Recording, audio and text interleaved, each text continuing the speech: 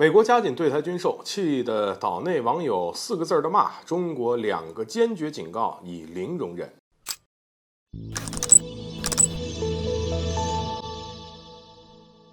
各位好，欢迎来到赵腾远观察室。在美国债务危机越发严重的情况之下，中国决定增持205亿美元的美债。此行为无异于是雪中送炭，解决了美国的燃眉之急。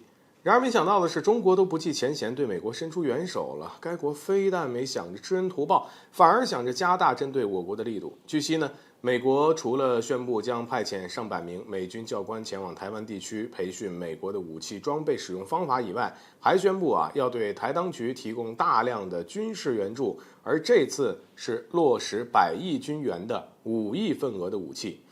由于美国对中国的敌意不断增强，过去很长一段时间，美国都无视我国的警告，肆意踩踏中国的红线。在台海问题上拱火制造事端，企图挑起两岸冲突，以进一步遏制打压中国大陆。也正因如此，即便是深知台海问题触及了中国的红线，而我国坚决不允许包括美国在内的任何一个国家干涉该问题，而美国也依然选择这么做。现在美国变本加厉，加紧了对台军售，这不是逼着中国翻脸吗？其实中国并不想这么做，一直以来呢，我国都寻求与世界上各个国家来友好相处，但奈何美国等国家的嫉妒心太强，尤其是美国怕自己的地位不保，非要跟中国硬碰硬到底。对此中国的耐心和仁慈已经逐渐的耗尽了。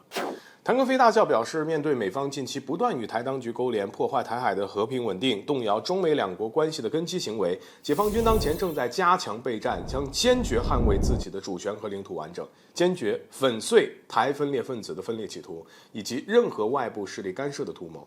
而2个坚决预示中国将会做好准备，对任何敌对势力都不会手下留情。与此同时，2个坚决也是在警告美国，不要挑战中国人民的底线。中国人民的忍耐和仁慈是有限度的。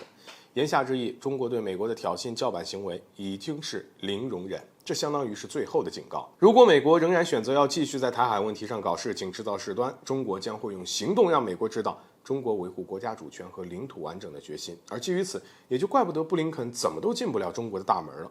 从年初开始布林肯就喊着要访问中国，结果现在都没能成功。所以看来我国很清楚美国人那点小九九，没有诚意的对话大可不必进行。你看，事实证明中国是对的。如果美国真的是想要跟中国缓和关系，就不会一边喊着要对话，一边在台海问题上挑衅来干涉中国内政。当然，美国也把岛内网友气得不轻。据悉呢，近来美国众议员也在添油加醋，叫嚣美国对外军售应该是优先台湾地区。为什么是优先台湾地区？坦白讲，就是进一步的挑起两岸的战火。这一点台当局头脑不清楚，岛内网友很清楚。对此，他们第一时间就骂美国，声称美国是战争导弹、军火贩子。毕竟两岸冲突真的爆发了，绝对倒霉的那会是岛内的民众。连岛内网友都明白的事儿，台当局怎么就不明白呢？另外，面对这一情况，很多人疑惑中国会后悔增持美债吗？其实想都不用想，当然是不后悔的。中国增持美国国债主要原因是为了全球经济。要知道，一旦美国债务出现违约，全球经济必将出现非常严重的动荡。别忘了，美元是和黄金挂钩的，而天然气、石油等全球大宗商品也都是以美元计算的。好了，本期节目就到这里，欢迎点赞、转发，留下你的精彩评论。